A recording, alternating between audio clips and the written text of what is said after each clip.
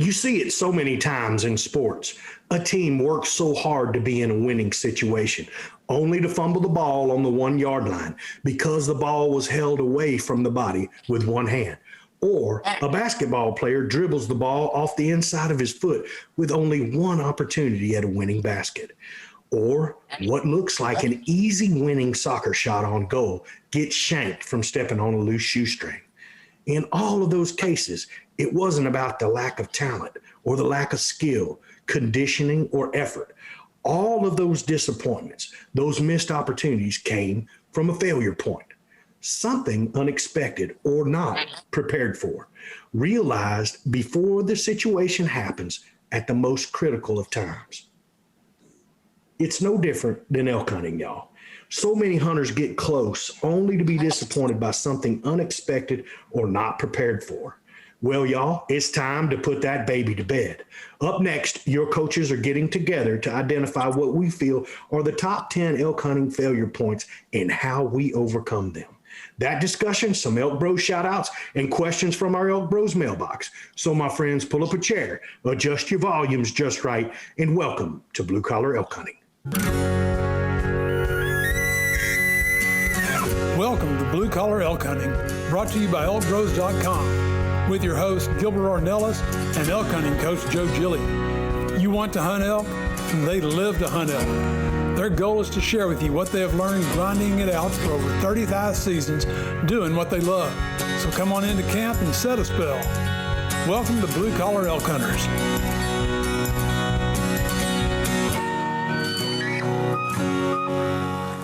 Hello there, everyone. If it's your first time with us, glad to have you. Hope you enjoy our show. And as always, for those blue-collar hunters following our show and grinding it out with us every week, welcome back to Elk Camp. I'm Gilbert Ornelas, the host of your show, and coming to you from the Katy, Texas area. That's right, the leader of the Venezuelan Mafia. That's right. Luis Gonzalez is in the house. One and only. And from Burnett, Texas, the newest addition to our coaching staff, Mr. Cole Wilkes. And from Cimarron, your elk hunting coach, WWJGD. What would Joe Gillia do? Yes, sir. He's in the house. Everybody's got it teed up tonight, Joe. Yeah, man. We're missing a couple of bros here, man. Chav, we're missing Chav. Say hello to Chav. Manano, get your crap done, Manano. That's all I'm gonna say, bro. Try to get stuff done, man. There's no point of you saying it in the podcast. You don't listen to it. Well, we're gonna find out, man. We're gonna see what happens, man. And you know, I think it would. If people don't think that we're real, man, I wish they could see what happens before this show gets on. Oh, man. Cole's getting a real earful now. Cole's like, yeah, I get it now. I get it. Yeah, I mean, what people don't understand is there's real struggles, you know. I mean, Big O's got to have a little. I don't know what you're talking about. I'm hoping you'll hear my cat meow or something. Yeah, I mean, look, when I showed up here at the house from doing my lessons this afternoon, I mean, look, I want everybody to know, I come straight from giving softball lessons right back here.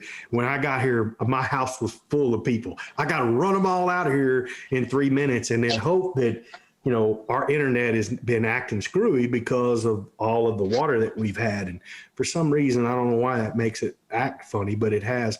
We've had a couple of nights where it's just been thundering and lightning all night and we lose power for very short amount of time and it comes back on and then everything tries to have problems rebooting and resetting and stuff like that. Because it's Texas, bro, man. You guys got that old cowboy out there with the windmill doing that electricity. Man, we had a tornado warning here last night. Yeah. You got a what? A what? Tornado warning. Oh, okay. Yeah, I'm just pronouncing it all ways. So, you know, all the different ways. That way, I mean, it just because we're inclusive here. I mean, we're just doing it so Manano can understand it, you can understand it, and all that stuff. You know what I mean? I just want everybody to see what the COVID Luis and the non-COVID Luis, the difference, what that looks like, man. I mean, because man, when we had COVID, Luis was like the beard was going, the hair was going, man. Somebody started work recently because he's got like the fade happening, man. Oh yeah, man, he looks high and tight. He's high and tight, man. For sure. Yeah. Looks fantastic, man. like what's that cat's name, man? Real ugly mofo, man. Had to be Must have been. What's his name? Antonio Banderas. He's got himself all duded up, man. He looks all cool, man. So proud of my brother, though, man. He's back on the grind in the oil field mix, turning to the right. So proud of my brother Luis and all my buddies out there that are in the oil field. It's been a grind, fellas. It's been an unbelievable year. 2020 was absolutely train wreck. You know, all of our listeners out there, so many people have been feeling that crunch over the last year, and things starting to open up a little bit, and life is getting back to subpar normal here. And, you know, we're trying to get there, man. And we are. Just I mean, you know, our governor's been really cool. He's kind of opened things up here, and, you know, it's helped us kind of get our state going back again, and the people back into, you know, going back to work and things like that. And I do see some light at the end of the tunnel for sure. But man, what I wanted to do was the shout out for Luis, what they put down hunting list last week, dude. The dude actually, one of the coolest stalks I've seen on camera. Yeah, he's got it, and then absolutely puts a smackdown on a big South Texas hog, dude. Yeah. So that so puppy, cool. man. That was awesome. Really cool. How far did that rascal run? I mean, you cut the video off a little short. Did he die right there where we saw the last part of the video, or what? Yeah, he died. He died probably seconds after I turned the camera off. That's awesome, man. So I turned the camera and I just filmed myself, just getting, you know, all excited. He probably ran 30 to 40 yards from where I shot it. Yeah. And so the cool thing is, man, I got into their bedroom and the wind was on my face, and I was actually following other pigs, and they were just all, you know, scratching their backs. There were some little piglets eating from their mamas laying down. So I'm trying to kind of walk my way around because the grass is so tall and it's so noisy. And I'm just being very stealthy, man. And I hear something coming, and I see this pig, and no time I have to draw, and I shoot him. I don't know, 10 yards away. Yeah, dude, I thought he was going to come at you, man. The way he turned when you hit him, he started coming at you. I was like, he didn't know what happened. He probably didn't know what happened. Man, I shot that pig, and then he started running kind of towards me, and I'm like, oh crap. So he just kind of stumbled right in front of me. I'm talking less than 5 yards. He stumbled, and then he just got spooked and ran away. And then I turn around, and all the other pigs they didn't realize what happened. So I got another shot at a pig that was down by the creek, and he was about 40 yards down slope. I shot him with a 30-yard pin. That arrow was going perfect, but it hit a limb right before it got to him, and I thought I actually hit him. But when I went to check the arrow was clean. had nothing in it. Yeah. So, and then after that, I was like within 12 yards from two sows laying down, feeding their little ones, and I could have shot them, but I just didn't. Like I said, I didn't have the heart. So it was an incredible. Yeah, we're just going to keep the factories alive. Yeah, I mean, you know, I want to keep them all alive, man. That's more fit for me to kill. We are spoiled down here. We're spoiled. I try to go pig hunting once a week at least, just to keep me. I mean, it's like 3D. You know, like going to a 3D range. So, even better. People can say what they want to. Their kill zone is small, right? It's not big. It's not like an elk where you got a bigger kill zone. And we're going to talk about some of that tonight, some of our failure points and stuff like that. So, Joe, get us kicked off here, brother. Yeah, and before I do too, man, I've got two other shout outs, man. And one was to those people that sent in reviews at the beginning of this month. Because I don't know if you guys remember, I jumped on and I said, you know, what the heck, man? We got no reviews. Yeah, April, we didn't hardly get any reviews, you know. And then, man, the listeners really showed up in May so far, man. I mean, they just started cranking those reviews out. And guys, you don't know what that does for us, man. It just really legitimizes that the content we're giving you is something of value. So we so appreciate that. And I got one more shout out. And, you know, Luis, you've got those two girls that are still growing up. And I saw where your daughter sent a note to you on the last podcast there, Cole. That was really Yeah. And you know, Gilbert, when I met Gilbert, one of the things that always struck me about you, bro, was you're just such a fantastic father. And that's one thing that I have seen with all the guys I surround myself with, is that you can tell what kind of friends, what kind of husbands you guys are by the types of fathers you are. And, you know, Gilbert has one in college, and I wanted to give a shout out right now to Logan Ornelas, who is graduating here shortly. Oh, and man, that's cool, Joe. he's going from, he went from boy to a man. It just blinked, man, and it like happened. And he's a heck of a man too, man. He is just. I appreciate that, fellas. It's going to be so much fun, bro, to watch the future. And you've got such a cool pal to be sharing some moments with that are going to really enrich your life, man. So, you know, we dove into well that. done, Gilbert. Thank you very much, Joe. I mean, we've been blessed, man. You know, even through the COVID and everything, we did a lot of hunting together. We got to spend a lot of time together.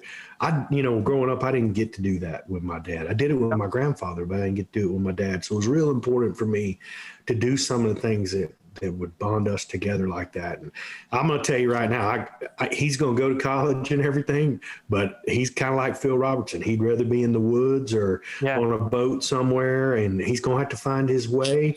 But one thing I know for sure is Mama raised him good. And, we've raised him in the woods and on the front end of that Skeeter, and he loves it. So, my grandfather gave me some advice long ago. He said, if you keep your kids in the woods or on the lake, you won't ever have to look for them when they get older, because that's where they're going to be. And it was solid advice. My daughter is a very accomplished hunter as well. I mean, she's killed more animals than most men that are, my age have. I mean, these kids, they've grown up, they've been killing whitetails since they were 4 and 5 years old. Yeah. And I mean 3 or 4 a year, Luis has had the opportunity to hunt with Logan several times, and he'll tell you, man, he's as good at aging whitetails and the woods. He's been my guide. Yeah, he's as good as those pictures, bro. Yeah. Look at those pictures, and what the heck happened, man? It was like I saw a picture with somebody Logan gave him Luis, like some grow juice, man. Oh man, it he's just like taller than me. Overnight, man. So for all you parents out there, shout out to you guys. Because all of us are parents, all of us and have gone through that or going through that, or will be going through that at one time in one stage. And your kids, what we do as parents, there's no book, man. They don't come no with manual. There's no manual that they come with. So you do the best you can to be the best parent you can with what you have and the tools and in your situation. And really, y'all, it's a crash course, man. I mean, by the time they get to a certain stage where you can communicate in that kind of way, it's like, man, you have like 4 years to get it across, and then they are out there. So, kudos to all of y'all, and we pray that all of y'all have some incredible graduations, if that's what you're going through, and if your kids have already gone out there in the world, we hope that you're getting quality time with them and moments that you get to share. So that's pretty cool. Yeah, man. Right. Joe, thank you so much. I mean, I know Logan, he's always keeping up with the podcast. He loves what we're doing. He absolutely loves hunting with Luis and Manano. He's always asking me, is Luis coming or is Manano coming? I mean, the whole 9 yards. Loves to be with him. And Luis actually watched Logan grow up hunting, from a real young age, and now his daughters are hunting. So really got to help him move into that. Speaking of journeys, man, I want y'all to see that right there. Nice. Check that out. out. See, Look at you go, Joe. Yeah. God, RC Knox. I guarantee Carl Gamage is rolling over in his grave. Hey, Carl, today. man, bring it, bro. Bring it. I can't wait till we see again because I got so people that can't watch or just listening, Joe just showed off his nuclear compound bow. Nuclear bow. With some. The name of this bow is called the Journey. It's called the Journey with some custom made arrows. Yeah. And an Easy V sight on the front of it. And then he's shared with us some pictures on Instagram of his shots on 3D targets that are just friggin' phenomenal. So if we thought he was lethal with his old bow and no sights and instinctive, you got to see these shots now.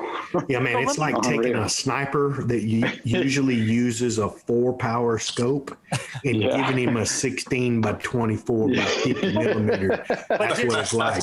Here's the cool thing about this, though, man, is that, and what I've enjoyed in this process is I didn't want to go to pins. I didn't want to go to the pin sites. And when this EZV came up, and if you've ever looked through it, what's so cool about it is it allows me to use my instincts. And there is no pin on that kill area. I mean, I put that thing up there and basically, your left, right that happens in your head does that. I think the cool part of this journey that I'm going to be able to share with people is this whole thing of anchor point, because, when you saw those shots that I shot on those 3D targets, that was my first 5 shots ever. All I did was shoot on paper, went over to the 3Ds, and I shot. And all those are unknown. I couldn't even tell you what the distances were. The distances. Yeah, I couldn't even tell you. And, man, I mean, I popped kill. That bow's a lot flatter shooting, too, man. Absolutely, man. And which also messes with me, though, Gilbert, because I'm used to a little more up, down like that. Yeah. So I was really excited. And the hard part for me has been this whole anchor point thing, because these bows here, you just a little bit off, man, and it makes just difference one way. So the brace height's a lot shorter, so you don't have as much forgiving. I got mine with 7 room. inches. That's a 7-inch brace height on this, so it's a little more forgiving. But it's shooting at 282, feet per second. Fast, with a 4-7 grain arrow. So, and I can't believe I'm saying this. This is just great. I've never known how fast my arrows were shooting. I've never. Luis goes, well, "What's your arrow weigh?" And I go, "I don't know about that. I guess I mean, look, what you do now. You do now. You know every single speck of it. I know it, and that's what's been so cool is I want to tell everybody. And that was the whole reason I'm doing this, is to show people that you can make changes in life and you can explore new things. And, I'm hunting with this year. Will this be what I end up staying with the rest of my life? I don't know. But I am giving it my best effort to be on that journey with the journey. So it's been fun. It really has. I mean, there's been real frustrating times, but once I got it lined out, got it tuned, and got some help over Hit or Miss Archery over there, those guys shimmed up the cams for me, because that was the whole deal. You figure you buy a bow that's almost $2,000 and you're able just to go out and shoot them puppies, and ain't the case, man. And it had to be shimmed, and it had to be shimmed at the bow shop. And then after that, we were friggin' golden. We were punching holes, and then we're off to the races. Now it's all about, I am so excited to go out and shoot just to get used to it. So get that time behind the string. So it's a lot of fun, man. I'm enjoying it. Really am. Welcome to the dark side. Yeah. But one thing is, I don't have to worry about my pins getting shook, getting loose, falling, getting bent. With that EZV, it you ain't got to worry about none of that. How solid is the the sphere adapter, the V, does it rotate to the right and left? Like yellow portion? No, not at all. Rotate? Not at all. It there's nothing that can rotate, move, go in and out. It's as solid as, I mean, basically this is like one unit, the way it's put inside there. And, you know, everything That's here, cool. it's minimal things to be able to go wrong, you know, on this. So, that part I really like. I like the simplicity of that. And I'm not using a peep sight. I pull back. I have a kisser on there. I feel the string touch my nose in the same place every time, and I pop, man. So it's a lot like. Why didn't you put a peep in it? I don't want to look through anything. I want to just look at the animal through that easy V. And you use both eyes, Joe? Yes, I do. Yeah. You use both eyes? I do. Yeah. Yeah. I use both eyes even with my peep. So yeah, but I same. I was just curious. I'm not. So what do you do? What do you do with the string on the eye that covers I pay the no eye? attention to it whatsoever. I don't. Okay. All I know is I have a kisser that's happening right inside here. You know, when I pull back and that string is just barely touching the tip of my nose right there. As long as that's happening. So you're saying that string is pretty far away from your eye then? I don't. Wow, Joe. That's a good one right there, bro. Well, it does let me shorten my draw length considerably. He's at 29 now. So, and I want everybody to know, man, I must have monkey arms because everybody keeps asking me and I'm shooting at 30 and a half on my draw length, you know, with that bow. 31. I don't know if I have monkey arms or what, but so I just wanted to share that with everybody, man. And the journey is happening. Pat, buddy, this one's for you because of your incredible gift, and I'm honoring that, and I'm doing my best. And and to prove I'm a grinder, man, we got the new T-shirts out. The ElkBros grinder T-shirts, the hunting buddy site, people jumping on. You know, people are buying the Academy. I'm so excited about what's happening in this year. I'm getting close to starting the manufacturing on the grunt tube. You know, it's just with Hunt Wars, guys, man, it's just like how blessed can human beings be, man?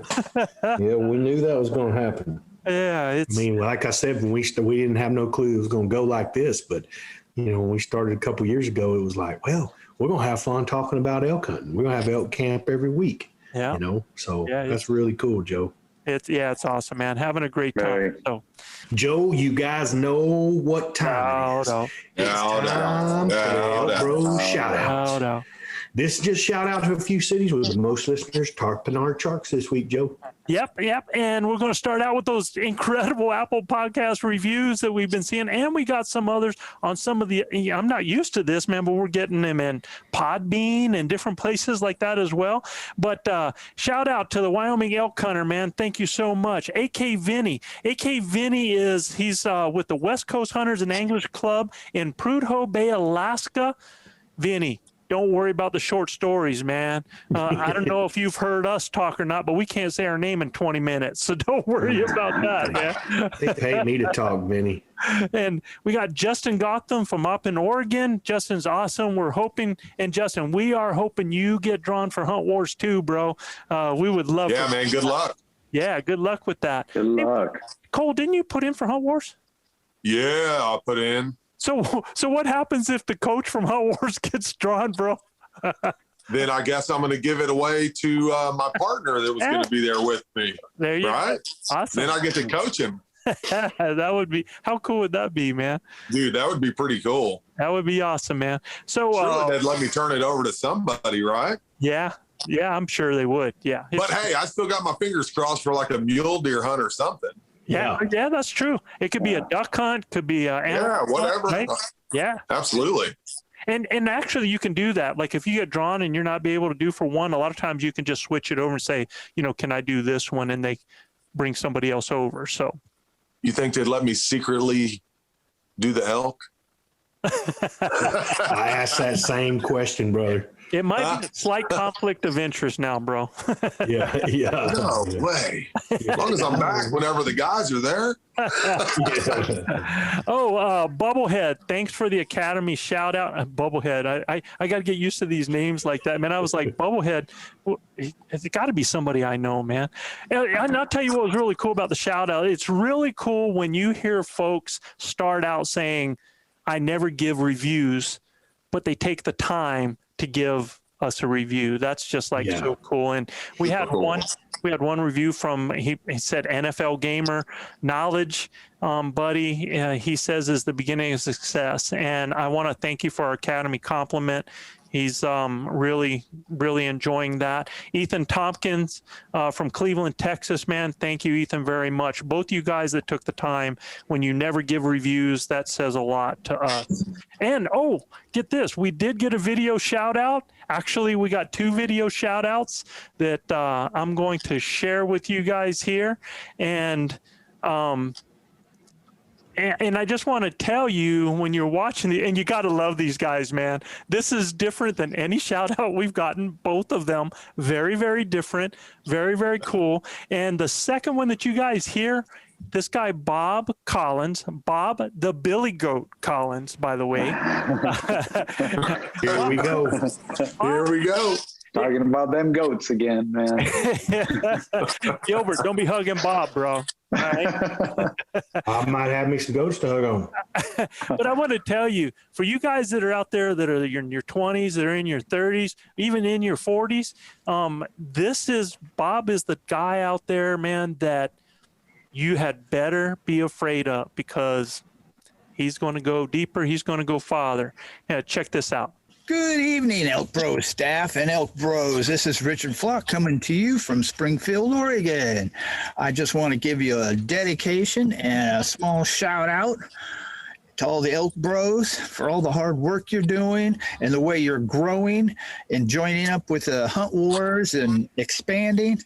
Awesome. Keep up the good work. But one thing, you talk about being in the moment. I'm not in the moment right now. Give me just a second. I'll be right back. Hey, guys, I'm back. I'm in the moment. Got the ElkBros hat, got my hunting gear, got my little item I want to dedicate to all you bros and staff. Weeks ago, I was on Facebook, and this gentleman, I found he does carvings out of antlers. So I thought, what a great idea to take your logo and have him carve it. He did it in a day. And this is what it looks like.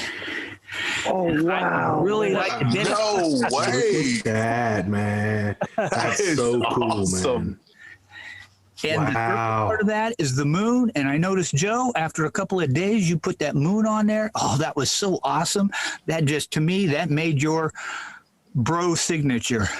And I just really appreciate it. And this pennant's going to go with me this year, along with the hat and everything, and all the knowledge that you put out there that I've picked up. I'm excited to use it, and you guys are just awesome.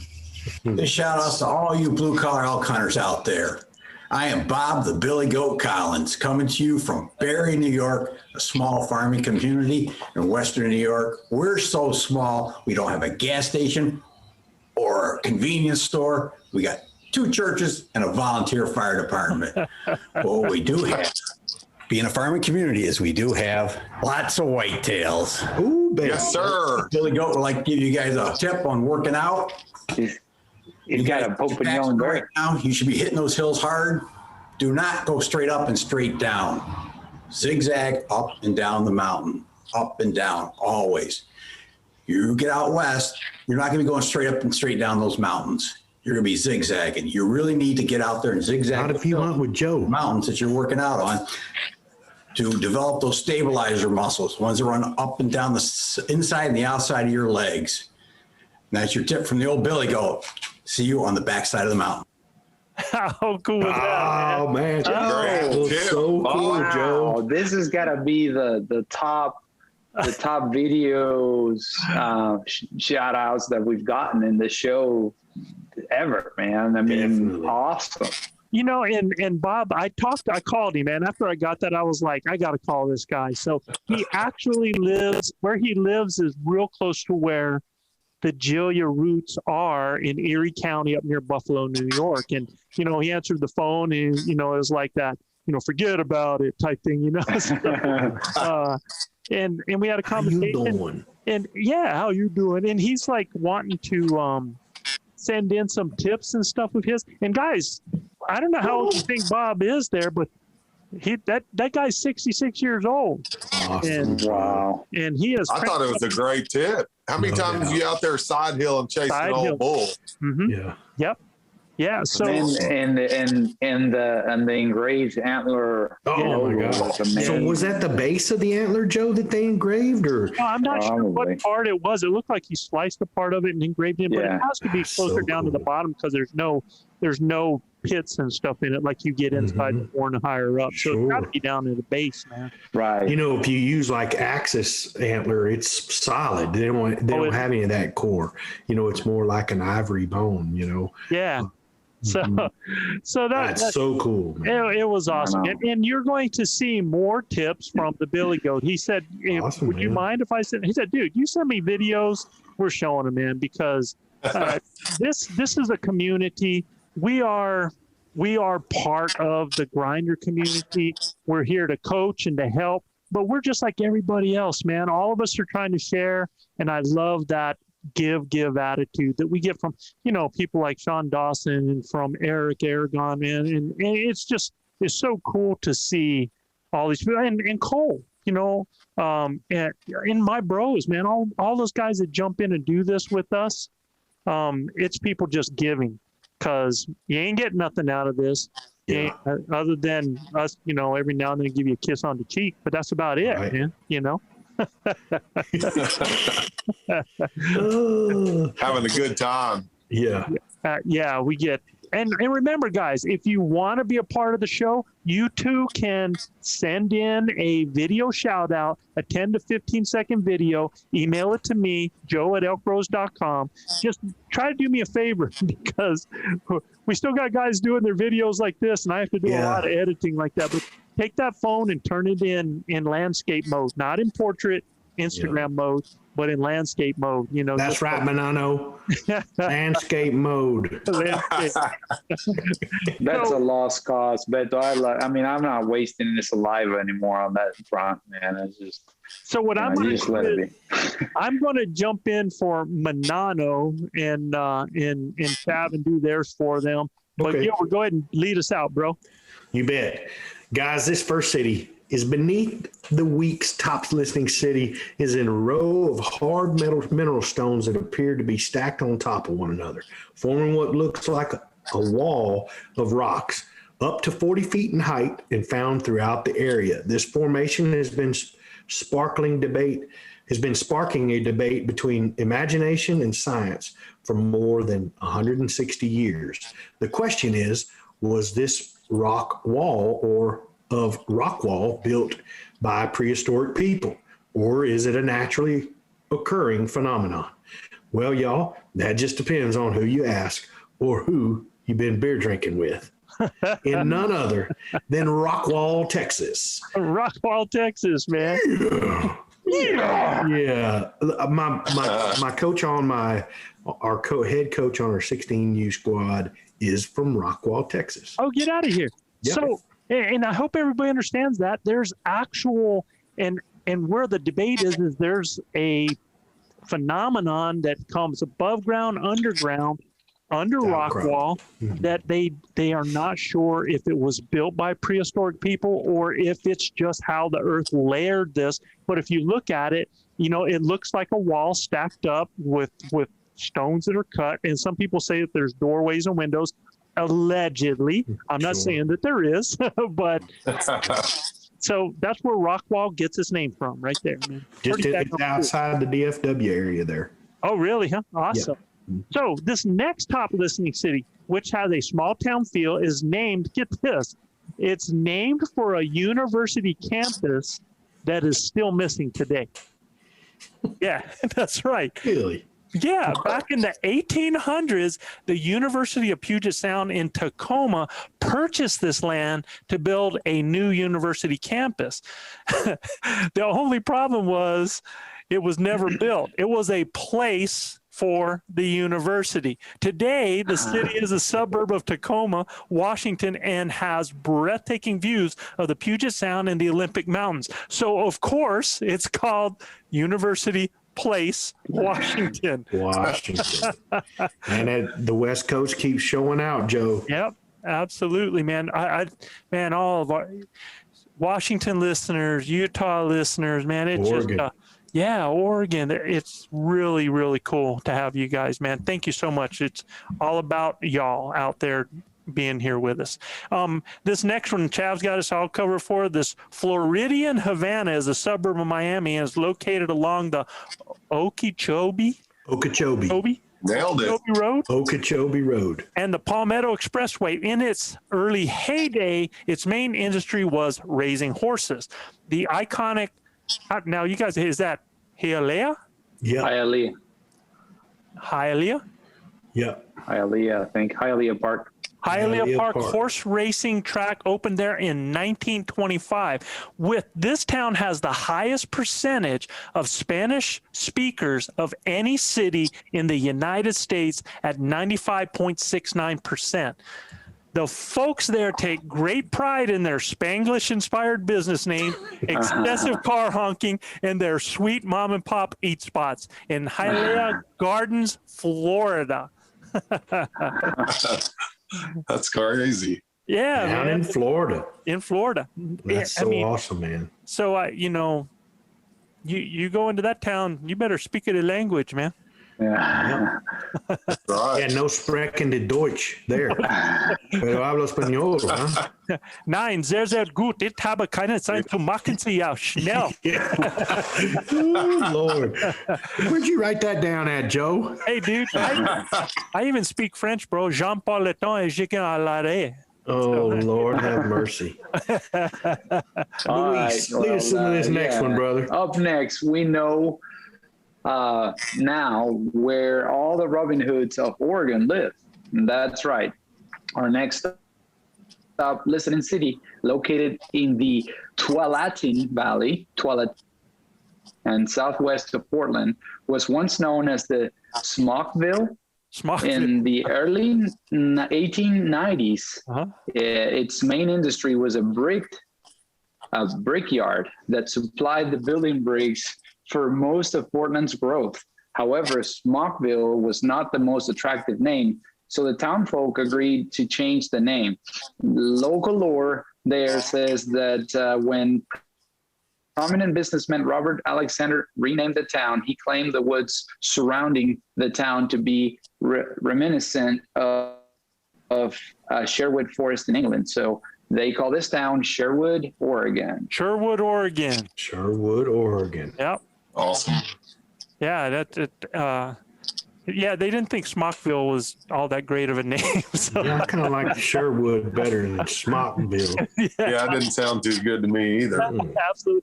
They call that Tualatin Valley, I guess. Yeah. Tualatin. Tualatin. I would have said Tualatin or something like that. I'd have blown it off. Yeah, I wouldn't have gotten that one. Yeah, it'd have been Blownville. And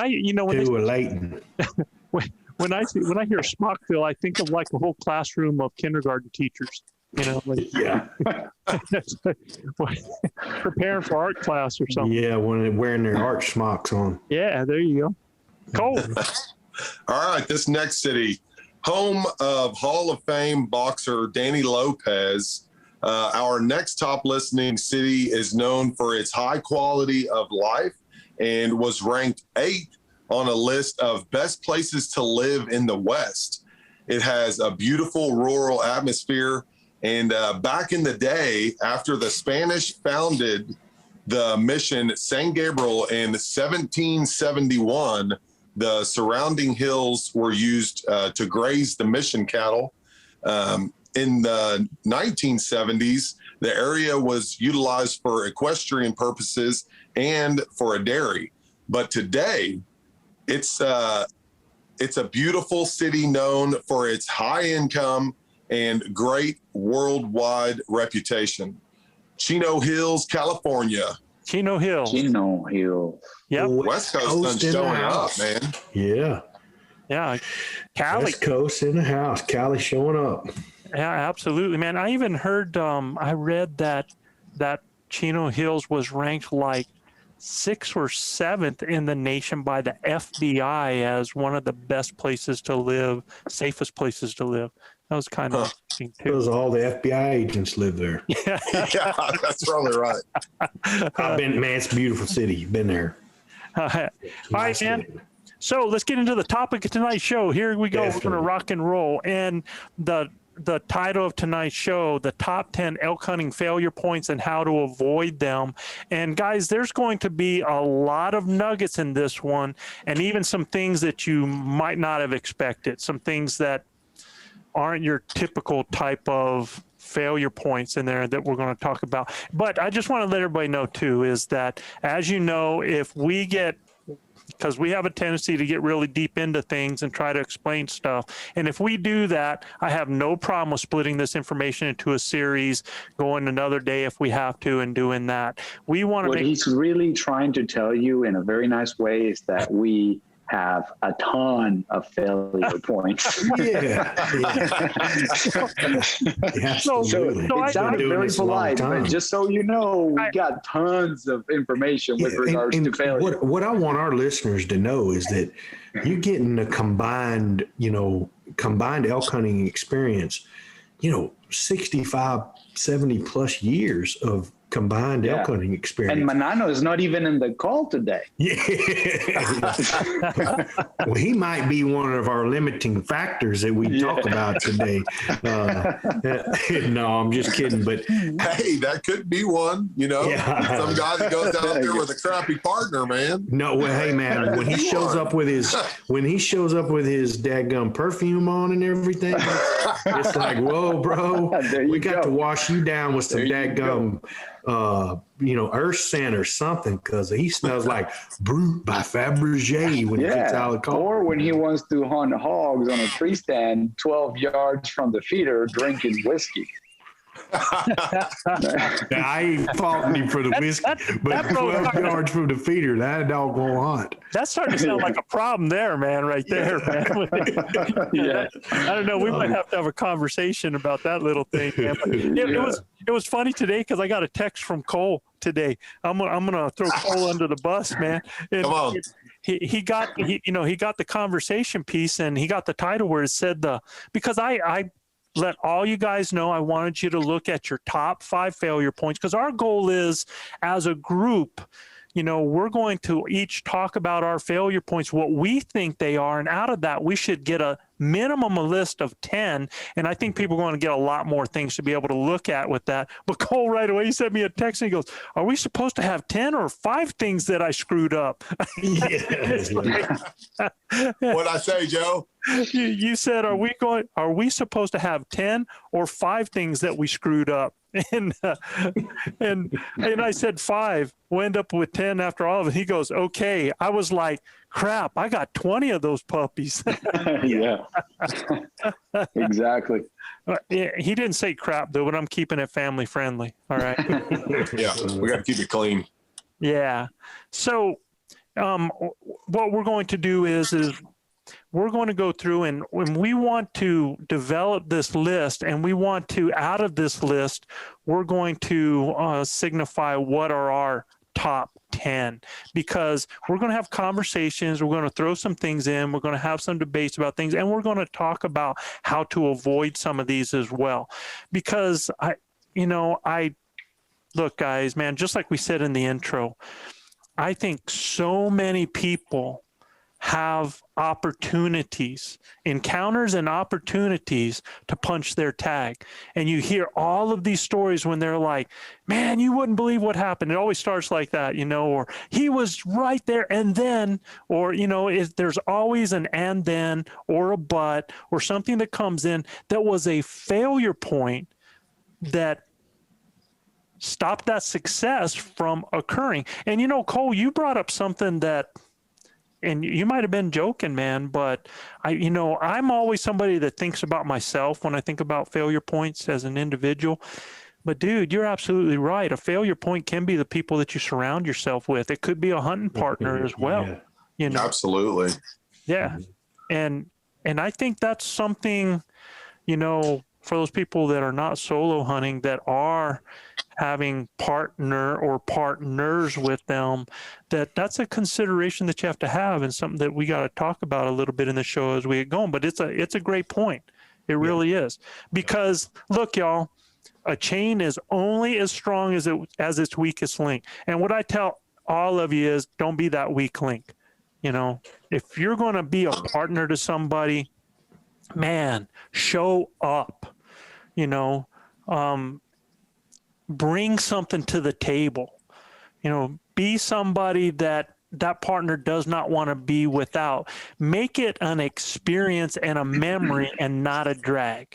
And, don't pull people down around you. I think it's just so critical that those types of partnerships, that people understand that, yeah, you're not always on the same level, but that doesn't mean that you don't have a role or something to bring to the table, or that you're not a detriment, man, and that you're growing, because I've had a lot of elk hunting partners over the years that I didn't end up with them being elk hunter partners because there was growth not happening. And that gets to weigh down after a while. It really does. Yeah. So, Yeah, for sure.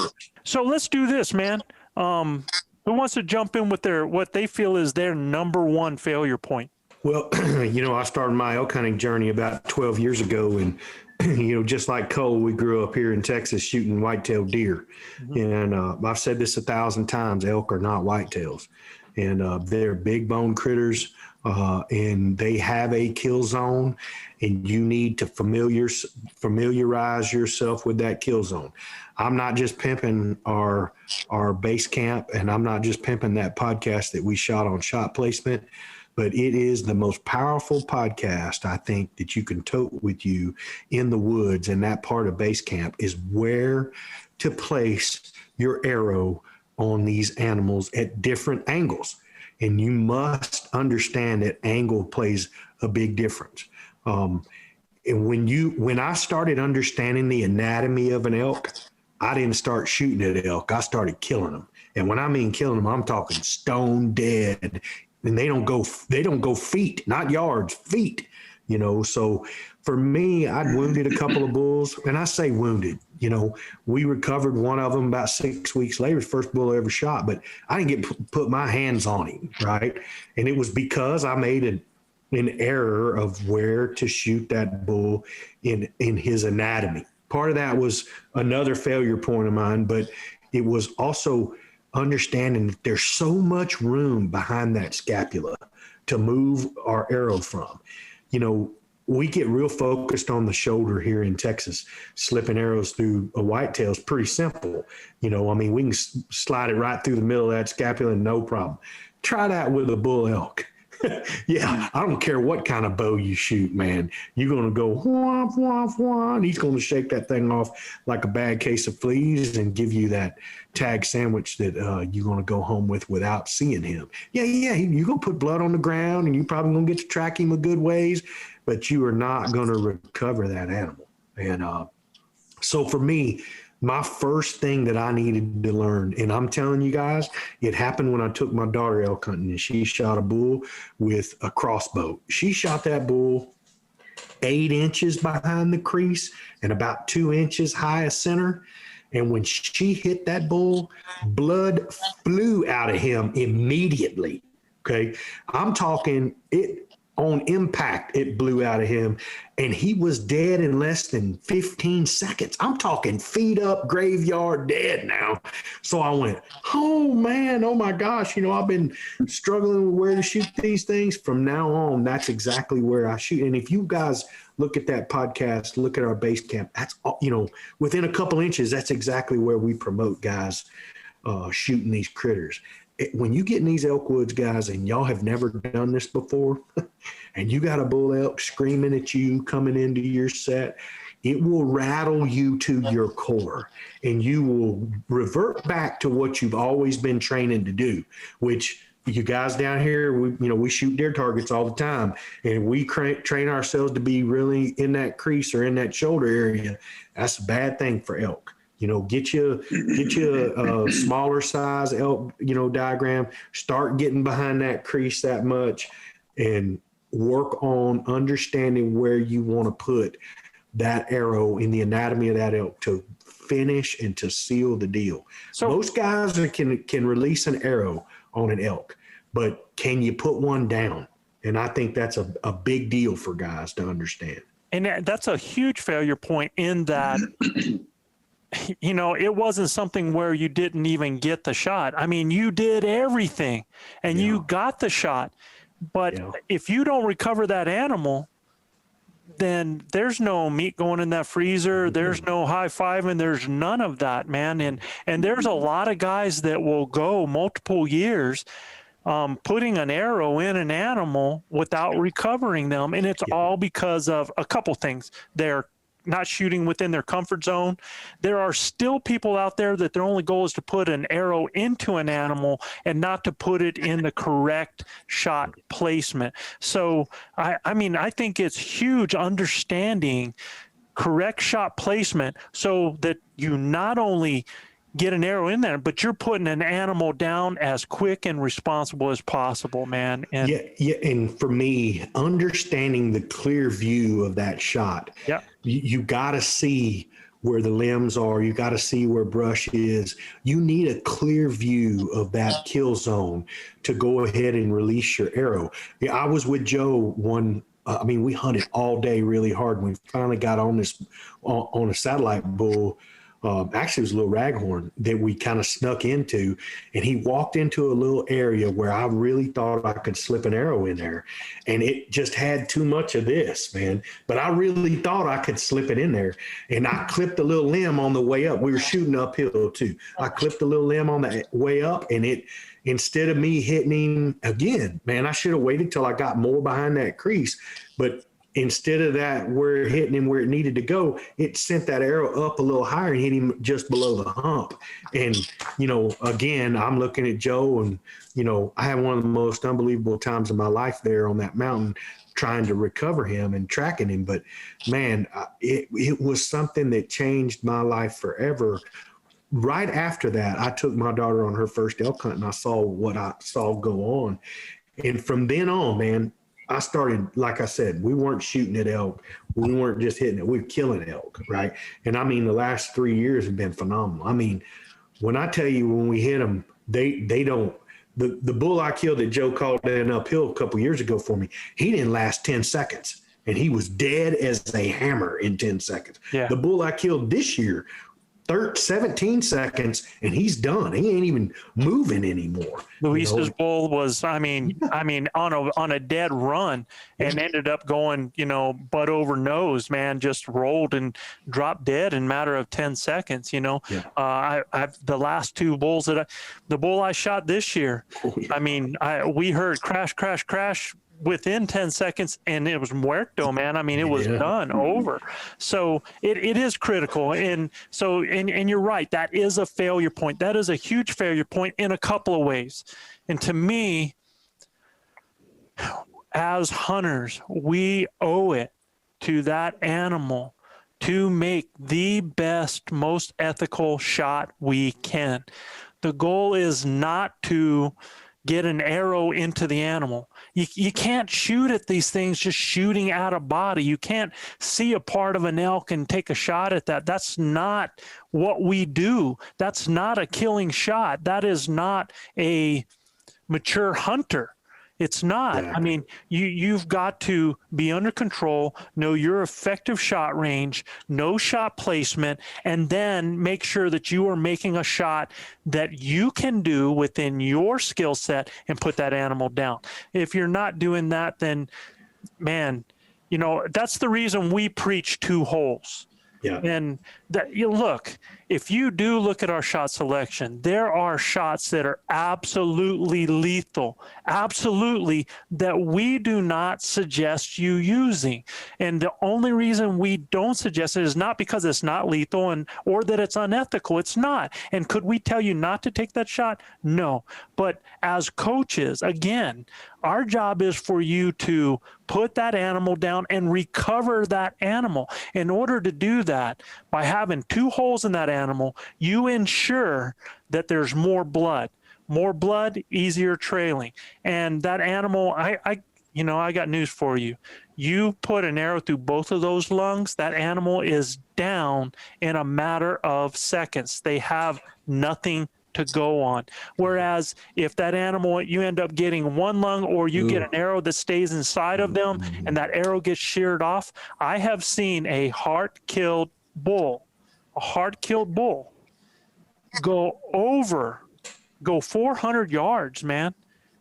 Just on a dead run, go 400 yards. And when it seals that shot, because if you shoot that animal right behind there in that shoulder area, and that shoulder blade comes across and it shears that arrow, and as small as those arrow shafts are these days, that's a small hole ends up getting there, and that loose flap of skin, it bleeds internally, which makes the tracking job hard. And there's guys that have probably been within 20 yards, 40 yards, 50 yards of their animal and never seen them. So that they're down. For me, Joe, not only does the shot placement make a difference, but this goes hand in hand with shot placement. You can't place the shot if you don't know the distance. It is so important to know your distance when we're elk hunting out west, whether it be up, down, straight across the field, whatever it may be. I'm going to tell you guys, if you don't know your distance and you're outside of 30 yards, don't take the shot. You got to know how far that animal is, right? If you don't know and you're using our bows today, outside of 30 yards, you're going to get up and down situations that are not going to work out real good for you if you don't know what that distance is. If you cannot put a rangefinder on it or understand that these inside of a distance that you've already pre-ranged, don't take the shot. I can't tell you how many guys I know that have wounded bulls because they really didn't know where they were standing, or they thought he was a lot closer and they shot under him or whatever it may be. And I'm like, well, did you range him? Well, when I ranged him, it said X or this X or Y or Z. You really got to understand your distance so you can make a really good shot. And that incorporates using a rangefinder or really putting a lot of work into judging distance with your eyes. And those are 2 things for me, Joe, and they kind of go hand in hand, shot placement and understanding your distance. You got to know that to make a clean, ethical kill. Well, yeah, because you're basically saying that the shot is the failure point, that shot selection, understanding that shot, the shot distance and everything in there. And it's not a failure point in what a lot of people think about and not being able to, get that opportunity and get that shot. I mean, you actually got the shot, but if you don't have that shot selection down, then you are, and all of us have had that. You're sending a wish out, man. I mean, and that animal deserves a lot better than that. And look, you can be the best shot and have the best shot opportunity, and things can go south. Trust me, and I've seen guys beat themselves up, but it does happen, man. Oh, yeah. These are animals trying to live. Yeah. It's bow hunting, man. I think it's so funny because my number one thing was, look, it might be backwards, but it says right? Waiting for the perfect shot. That's it. That was my number one. Mm-hmm. Whenever I actually lost 4 different bulls. Like, I've been successful as far as getting them within where I should be proficient. Like, I got them into my range. And one time I had a bull at like 10 yards, y'all. And guess what I didn't do? I didn't stop the bull. Well, no, I drew and I was ready. He had already walked past me. And I didn't stop him. Well, guess what? An elk, one step of an elk is 3 foot. Yeah. I hit him right in the liver, and then I tracked the bull for 2 days and could never find him. And then 6 days later, I end up finding him whenever we come across a rank smell, so Yeah. the shot is that's the most important thing of harvesting an elk, right? Yeah. Well, and you also brought up a point there that goes along with the shot that you reminded me of, and that is the fact that after you hit an animal, you're not done. There's a lot of people, they shoot, they're kind of celebrating the shot instead of really paying attention to what is going on after the shot that is going to, number one, you can stop the elk. You can try to, use a bugle and cow call to try to slow them down, to confuse them. You pay attention to how that animal reacted, where the last shot was, where his last placement was, how he was acting when he walked away. There's so much information that you can get. You still have to follow up after the shot. And when I hear follow up, most people think about following through on their shot. And I'm saying following through on what that animal is doing. Exactly. Yeah, you got to be visual. You got to be listening. You want to hear that last crash, what you heard there, what kind of sounds that you heard out of that. And that's critical. We'd have never killed this bull right here, Joe, if we wouldn't have done those things. Yeah. We'd have never killed old Googly Eye if we wouldn't have done those things. I shot that bull at 48 yards, got one part of one lung and the liver on the way out. And that bull was sick. He ran 94 yards out into the middle of a big opening, and Joe stopped him with a big bugle. Okay. The bull actually stops and turns broadside, and Joe goes, "Can you hit him there?" He says 90, 91 or 94 yards. Yeah. At that point, dude, you want to get arrows in the air. Yeah. I'm like, absolutely. Yeah.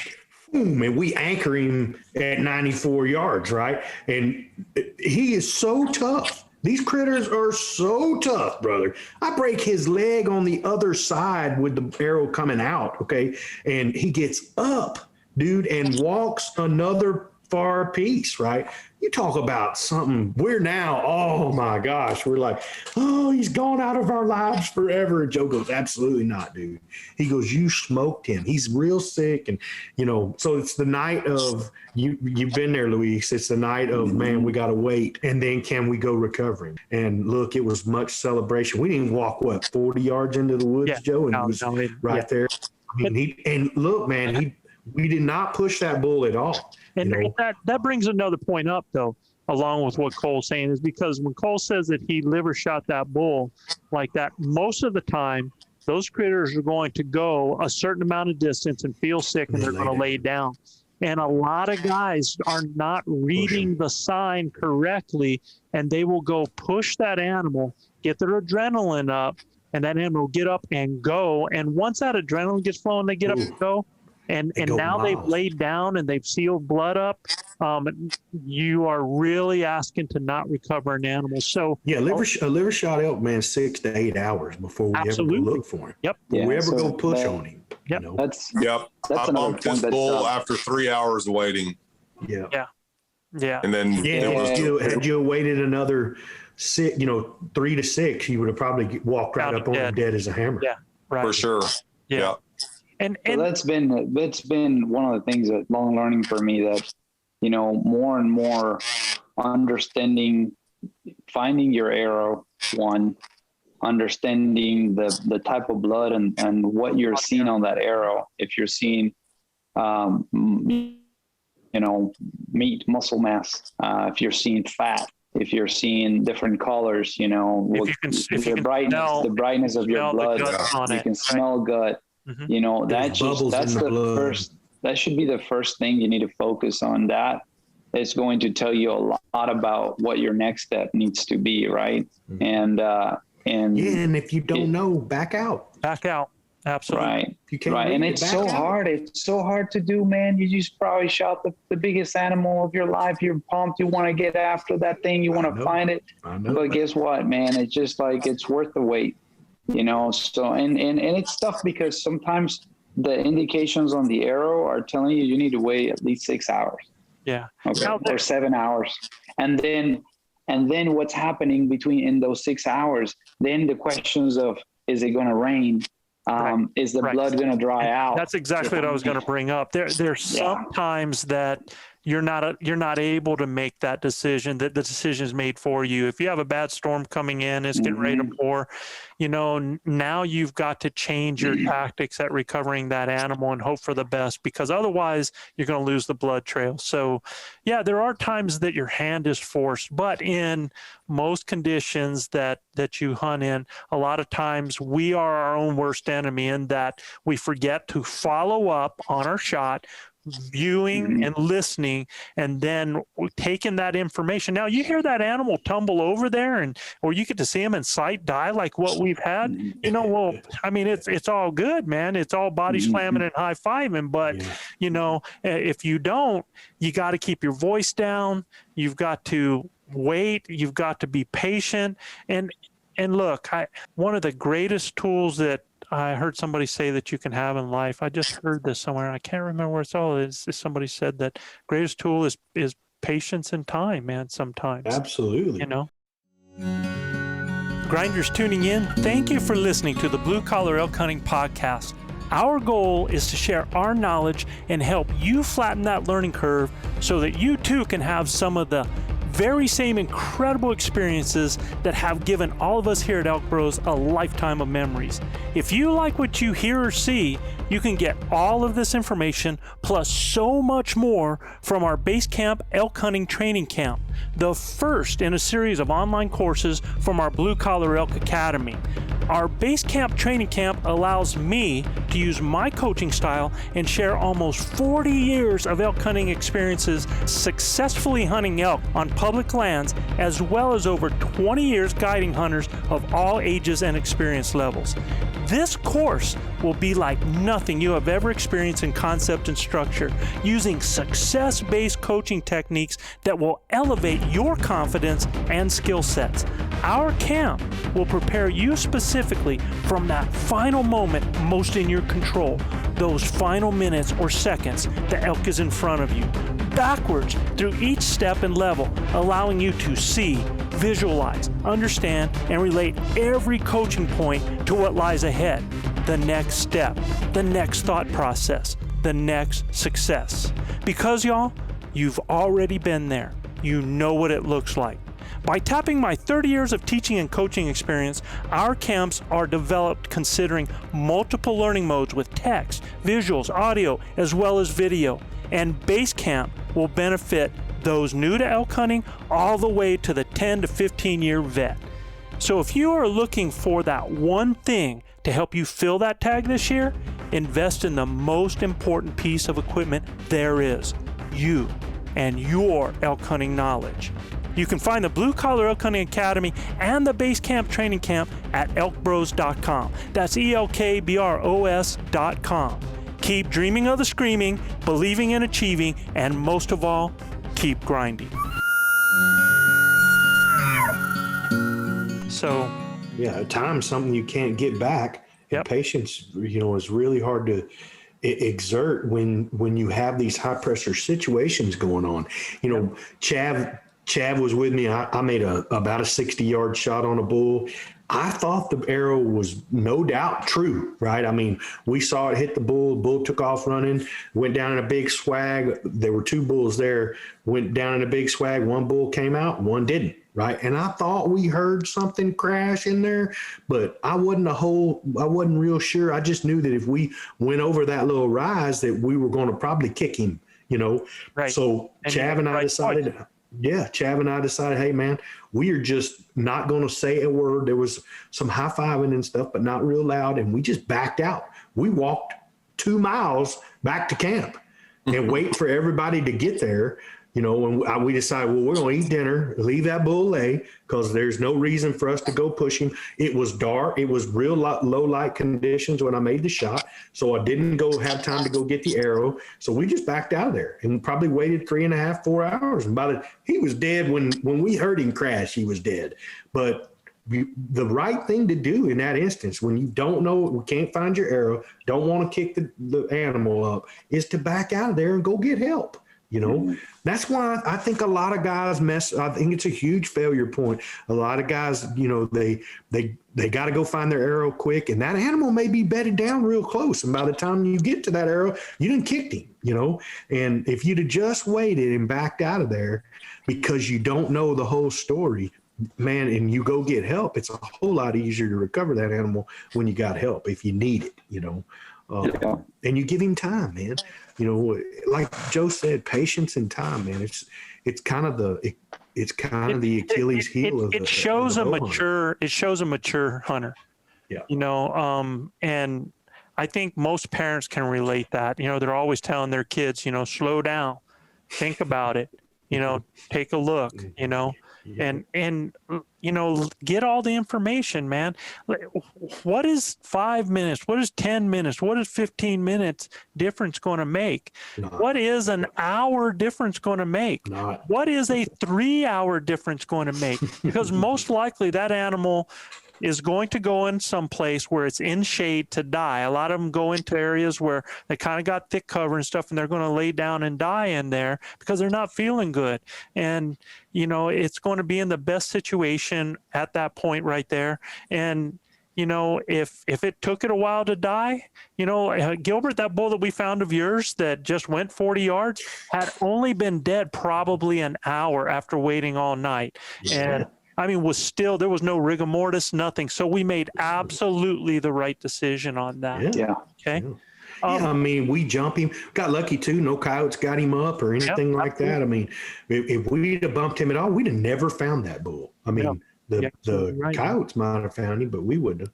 Well, Cole had the exact same thing on that, which was pretty doggone cool. And Cole, we've talked before, and you talked about that, how that shot selection for you was that was a huge part of your learning curve right there. You can be the best caller, you can get into elk, you can do all those things, you can execute the shot, but if you're not executing a solid shot, you're risking success. You are having a failure point. So that's huge right there. Luis, what did you have on yours for? So I got a few, but you know, we have touched some of them already. So I'm going to concentrate. And actually, we're not going to worry too much about it. As we develop this, we're going to talk about which ones need to be on our top 10 list anyway, as we do this. And I think a lot of these failure points help people, but give me which one you think is your number one on your list. Okay. Well, I've got two that I debate on. One of them is my own internal issue. And the other one is probably one that, you know, a lot of other hunters relate to and probably number one for a lot of people. So I'm just going to start with the one that is my internal issue. Okay. And it starts with Virulacus. Okay. Right. So, and for those of you who don't know, we talk about Virulacus all the time, but it's kind of like bug fever, right? So learning how to control the emotions, breathing, during this situation and to make the right decisions. One of the things that I struggle with when I get the Virulacus, all that adrenaline in my body, something takes over. And it's like I get this killer instinct. I get tunnel vision. I'm so focused, and it's just like you're waiting for so long for this moment, and you want to make it happen. And sometimes that drive to make it happen makes me rush things in a way that I later regret. So sometimes it's made me make sure, and I'm talking not just elk hunting, I'm talking any bow hunting. And sometimes I fear, one of my biggest fears is regret. And I think I've said this before. Yeah. So regretting the shot I took that I shouldn't have taken because of that moment, the rush of the moment, and trying to create an opportunity that possibly wasn't there. It's really something that I struggle with internally. And it's hard. It's so hard because, yeah, you want to create the opportunity. You want to take that shot. You're out there bow hunting, your arm ready to go. You're prepared for it. And it's so easy to misjudge a situation And especially when emotions have taken over, so that's one of my biggest struggles, Joe. And I continue to work on that day in and day out. I feel I've gotten better at judging in making the decision of taking the shot. But, every once in a while that takes over and I'm like, dang it. It's just like, I just gave into that emotion, into that moment. So that's a tough one for me. Yeah. And here's the hard part about that is, like you said, a lot of that emotion is not so much driven by, the need to have to, to put that animal down. It's not like, oh, I want to kill that bull. I want to kill. It's the emotion is tied in where I don't want to make a mistake. I don't want to wound an animal. Yeah. I don't want to see that animal. It's this fear that a person has because you don't want to have regret. But it's like anything in life. I mean, I have athletes that legitimately wouldn't want to put themselves in a particular position because they feared failure instead of understanding and expecting that they can succeed. It's kind of like this. You can take and put a 3D target out there right so that it's behind a rock, so that a rock is within 5 inches, 4 inches of the kill zone on that 3D target. And there will be two schools of people out there. There will be the people that fear they're going to hit the rock, and there are going to be the people that know they're going to make the kill. Do you follow me? Yeah. Yeah. So confidence. And it is. It's confidence. It's that ability to focus on what you can do and not on. But here's the thing. See, in my situation, I follow that example exactly the way you're saying it. But in my example would be is like, I believe I'm going to hit that target. I believe I'm going to make that kill, and then I don't. And then I regret the decision of taking the shot because I believed I was going to make it. Yeah, but you know what? It's like anything, dude.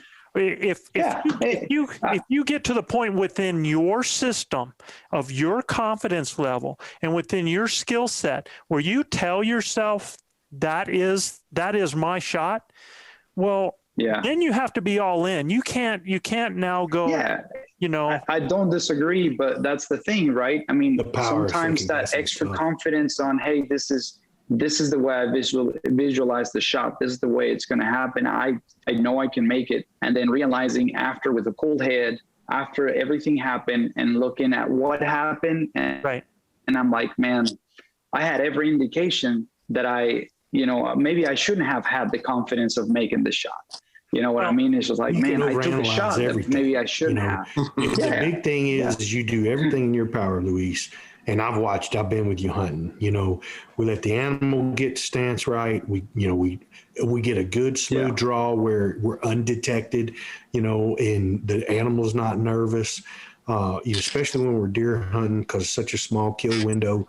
When we're elk hunting, if we get the draw on them and a drop on them, then it's about just waiting for them to settle in, get that front foot forward, try to get the angle right, man. And it's about sending it.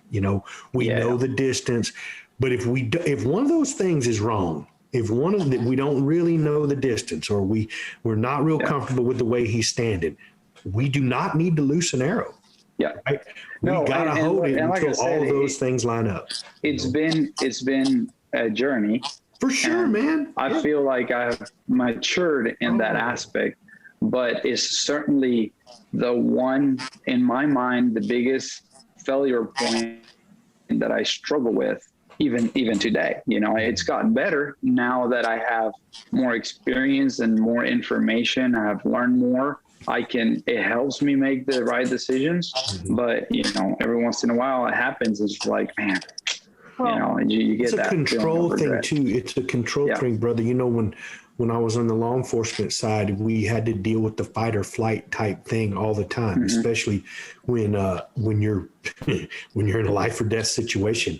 That adrenaline bump that you get or dump that you get, it can be euphoric, and it can also be your worst enemy too, because it can take all of everything that you got going on and force it into this little cone where you can't see the peripheral. So for us, it was about getting into that fight or flight, and then training our bodies to look at the peripheral to broaden it. And it takes time, man. It takes training. It takes time. It's hard to manipulate that fight or flight method if we did it with training with fighting one another, because when you get in a ring with somebody, you fixing to throw down, that adrenaline goes straight through the roof. So for us, it was a lot easier to manage, and it's been a lot easier for me to manage my vitiligo. Or for me, it's taking it all in and trying not to come down to that moment of, do I have doubt? Right. Because when I'm hunting, it's such a joyous occasion for me. I try to weed out all that doubt. And when I draw that string back and it touches my nose, thumb goes behind the ear, it's go time. And now it's all about me just finding the spot on the animal that I want to shoot. We preach that. I mean, Nugent preaches it, aim small, miss small. It is a true science to making that happen. And you're right, brother. What I want you to do, Luis, is understand you're still real young in your hunting journey, man. Absolutely. All of these things are going to get so much better for you as the more you do it, the more equipped you get to have that happen. I think the fact that I feel that way and that I recognize it and I'm conscious about it, absolutely, is the thing that, okay, that's what's made me grow in the other failure points. Absolutely. And I'm going to continue at it on this one, because it's something I continue to, I've seen it improve. But that's the one thing I feel like I still have. It's because you I've seen it improve with your shot selection, brother. There are many times I've watched you on camera and been with you where, man, we could have loosed an arrow, but it probably would have been a marginal opportunity, right? But you waited, you were patient, inside you're dying, I mean, you were about ready to hyperventilate, right? But I've seen you mature so much, and for guys out there listening to this, man, for that to happen, it just takes maturity. Give yourself the opportunity to mature as a bow hunter and as a hunter in general, Well, I was going to say, it sounds like, Luis, like that has now become part of your process of executing a shot, right? Like Gilbert talks about, he anchors and touches and then his thumb and gets everything set, right? Well, it sounds like to me, like now working through the Vitiligo and walking through your process of the shot is now, that's part of it. So you're growing in that for sure. Yeah. And I think the thing that I see in him is, as I've got a chance to see him take his shots, and I've seen the maturity, and I've seen where now he's focused within that moment, and then he's falling apart afterwards, which happens with so many people. Oh man, I'm about to pass out. Yeah, I'm telling you. I have almost fell out of a tree stand because that adrenaline hit me so hard. I mean, I don't know. I've never shot heroin, but if it's anything like that, holy crap. I don't know about that, bro. But the thing that it really speaks volumes, Luis, is that you care. Yeah, and man. It's not where you're not somebody that's going to put an arrow in an animal and go, oh, it's going to be okay, and then go shoot another animal. No, I'm hunting with guys like that, and that ain't cool. Yeah, so, I can't do that. That makes you worth your salt, bro. As far as I'm concerned, it makes you worth the skin. Why you're an elk, bro. That other look, what we do as outdoorsmen, as hunters. And I don't know how people, I'm not going to sugarcoat things. We kill animals so that we can harvest them and bring them home for us to eat. We do eat them, right? Yeah, and like them. That's it. It is part of the circle. It is life. It is what happens. But you can either have a business outlook on that. You can have a caring outlook. It's going to be affecting different people in different ways. But if you don't care about these animals that we choose to chase, that we are so passionate about, that we want to honor because they are such incredible animals. And people have a hard time understanding that. They really do. They have a hard time understanding that relationship of how much we love these animals that we chase, that we are set out to kill. They're so hard to hunt, man. We have so much respect, and we honor them, and we want to see their continued, prospering and throughout after our life is over. We want them to be here for our kids and our kids' kids, man. Yes. Yeah. To the point is like, you guys were teasing me about it. I had opportunities to shoot sows all weekend long in front of me. I had several opportunities. I'm talking 10 to 20 yards. And I just couldn't. I mean, I saw the sows with the little ones, and I couldn't do it. Yeah. Well, good for you. Is that I think a failure point for a lot of guys out there is that they hunt elk where and when they have the smallest window for success. I think a lot of hunters, they end up doing that same old rodeo, call, hike, call. They're going to get up in the morning. They're going to go out. They're going to be right out there, hopefully at first daylight, but that's most people. They just want to be at the first daylight. They're going to go hike, call, hike. If they get a response, they're going to challenge the bugle. They're going to tell the stories about the elk. They got scared when they bugled and ran away. He must have had cows when they actually weren't running away. But they put themselves in the smallest window for a call in. Like they'll end up in an area where an animal is, and not understanding that they're going away someplace. They're getting ready to go to a destination.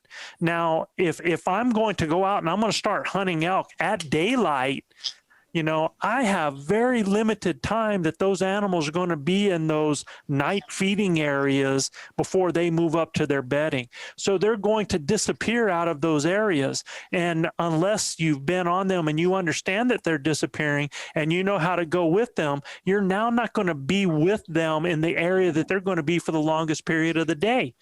And then in the afternoon, they're doing the same thing. They're waiting at the end result place. They're waiting at those nighttime feed areas for them to show up there when there's all of this area from the bedding area all the way coming down to that they could have started their hunt at 1 in the afternoon, at 2 in the afternoon, or they could have been in the place where those elk are for 6 to 8 hours of the daytime in their bedding area. So I think a huge failure point is just what I'm saying, that they hunt elk where and when they have the smallest window of opportunity. They are limiting themselves by not going where the elk are going to be at the best times during the day for the longest time. Now, if you want to be a morning person, I'm not a person that's going to be out there just at daylight. I have to be out there an hour and a half, sometimes 2 hours before daylight. I'm locating. And it doesn't mean that I always have to be on them, but I can tell. I can tell by what the terrain is like, by how that bull is bugling, what's happening with the sounds that are going on, whether or not I'm going to have an opportunity at daylight. And guys, I can tell you how many times I have killed. Did I say something funny? What I was smiling at is dude, yeah, Joe says he gonna get up an hour early. Yeah, whatever, man. I've been up at 3 o'clock in the morning with this cat. I mean, it's 3.5 hours before daylight, right? I don't like being late to the party, bro. No, man, and look, that's what it takes though, Joe. Yeah. Most guys are heading out when you and I have been on our four-wheeler or on our mule or whatever our mode of transportation are, and we go by camps and stuff, and it's getting closer to gray light, and those guys ain't even out of the camp yet. I mean, you can root cause it. It's not really the waking up so early. It's really the going to bed as late as we do because of the previous day we've killed and gutted and and done all that work. So yeah, I mean, we cram 15 days of work in 6 or 7 days. If I'm well rested, I'm okay getting up at 4 o'clock in the morning. It's just grinding through that for 7 freaking days nonstop. Man. We ain't never been an hour early. But to Joe's point is just how far are you willing to go? really how important is your elk hunt? Are you really out there to harvest an elk and going after it, or are you just out there for a nature walk? I mean, it's 350 days. Exactly. 350 days we wait to be able to do that, man. And, if you're hunting a 7-day hunt or a 10-day hunt, I mean, to me, I mean, I hear people, and I look on Instagram, and they're counting down the days, man, and they're like, how many months till September? Well, we're only 3 months out. Cole, you said it earlier today. We're only 3 months away, man, from the hunt, man. So, they're counting the days, and it happens from as soon as the season's over. I hadn't seen it really. Yeah, man. I mean, that's it. That's May, so yeah. July, August, man, and then we're on top of this thing, man. You better have your stuff together, boys. Yeah. So I mean, I don't understand how, when you have put that much energy into the anticipation, that you can't put that much energy into the actual hunt itself and set yourself up for failure. And that is a failure point, man. It is a failure point when you are not putting yourself in the best position during the best times to be able to kill an elk. And here's the thing, Joe, if you don't get up, as hard as it is, if you don't get up that morning to go hunt that day, you're not going to kill them at camp. No. That's right. Okay. There's some fellas that might, but one walks through there, it could happen, but I'm not able to tell you how many times I have been gutting an elk at basically first light when people I'm still hearing just now coming out of camp. Yeah. And I've already located, gotten and on, called in, and killed and by that time. And because you're only going to have so much time at that first daylight, depending, if you have a full moon situation, they're going to bed earlier. You have a dark moon situation, they might stay out a little bit longer. But once, man, depending on what's happening with pressure in that area, if you guys are hunting OTC in Colorado when all those ATVs start rolling around and stuff and waking those elk up, it's a signal, man. It's a signal for them to start hitting the trees. When I killed that big bull, that we had 4-wheelers coming up from behind us the whole time. I mean, we have bulls coming in the set. We're calling cows and bulls in, and these guys, you can hear them going right by us. And I'm like, oh my God, these guys have no clue, but I mean, elk all over us, still hear them run by.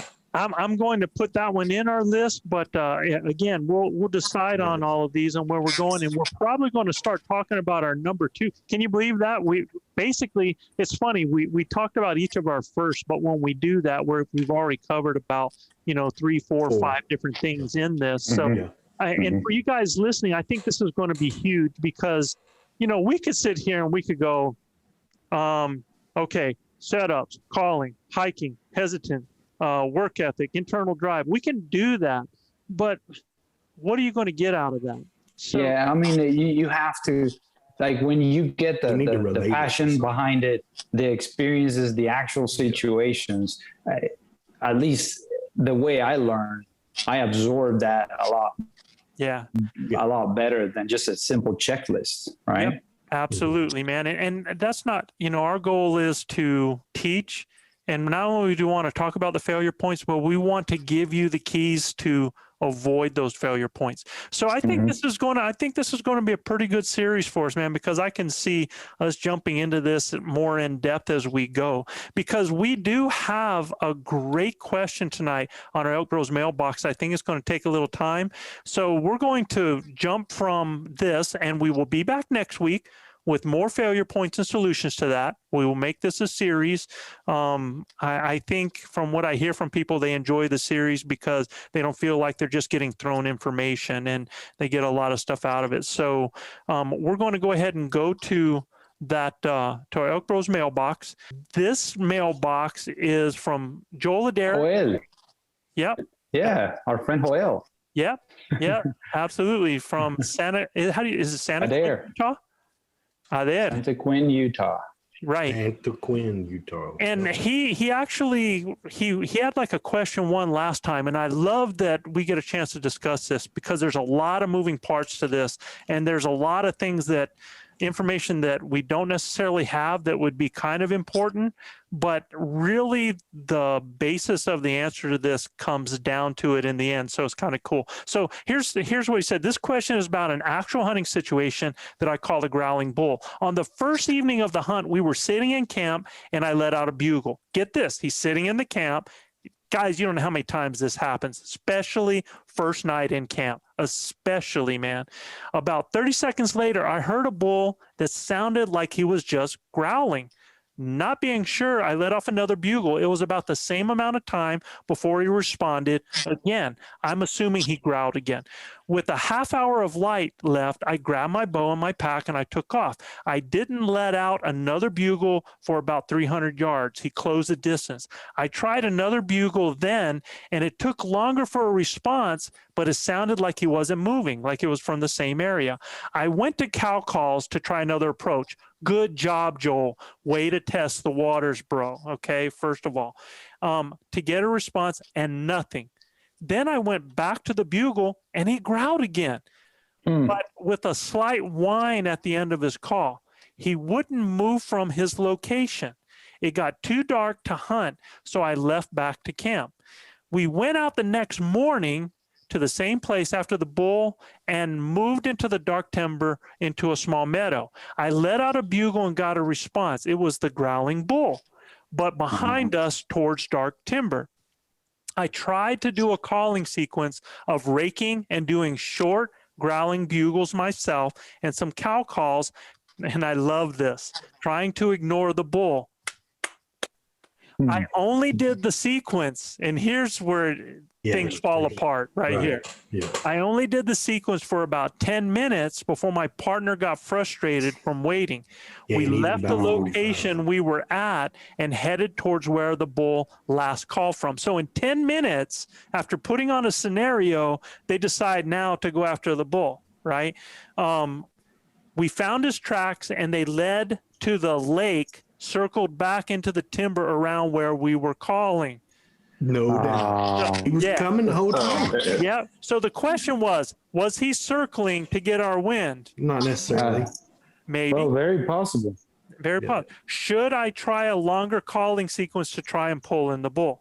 Yes. Yeah. Should have gave him 45 Absolutely. minutes. Absolutely, man. You got him talking.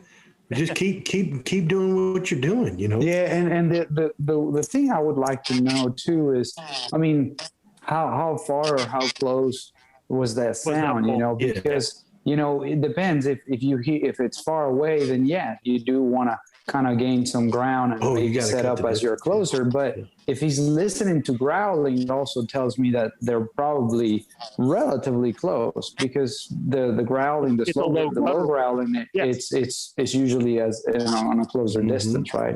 Yeah. So It's a lower. yeah, I mean, interesting. No, man, this is a super example. But He said, were we too impatient to wait him out and couldn't get him to come into us before we moved? I think you answered that question, brother. and You see- saw his tracks around the lake y'all were at. well, you and know? this is the exact same thing is people committing to a setup, but not committing to it. So they went ahead and he was doing the right thing, man. Yeah. And especially you're Ignoring going to the have bull. bulls like that you don't know why that bull. I mean, that could be a satellite bull that got his butt kicked and he is wary and he's not sure he wants to go down and deal with that rodeo. He's not, that's why he kind of kept his position. You don't know exactly where he's at. Now, when you went to look, you only found a single track, so he was by himself because a lot of times you hear a bull growling like that. It could be a bull telling you to stay away because he has a cow with them. Sure. So that's a good possibility right there. But when we come down to the simplifying of this, you said, should I try a longer calling sequence and try to pull the bull? Heck yes. 10 minutes Yeah. on a calling sequence Yeah. for a Yeah, bull that's Joe. not screaming? Yeah. Joe, you've seen multiple bulls leave cows to go to another bull sounding off, right? Because none of those cows that they were with were in heat. Yeah. Right. So they got other bulls sounding off and they're making them, the big lip ball sounds and stuff like that in a breeding sequence. That may have been something else he could have tried, was a breeding sequence to see if you could have pulled him in a little quicker. Well, he's basically doing that, bro. Yeah, he did. You For take sure. what he's saying. He's doing a rutting sequence because he said that, And then go straight calling- to a slow play. He's He got did cows raking. and He did some growling bugles, a couple of cow calls, just within ignoring a him. scenario, right?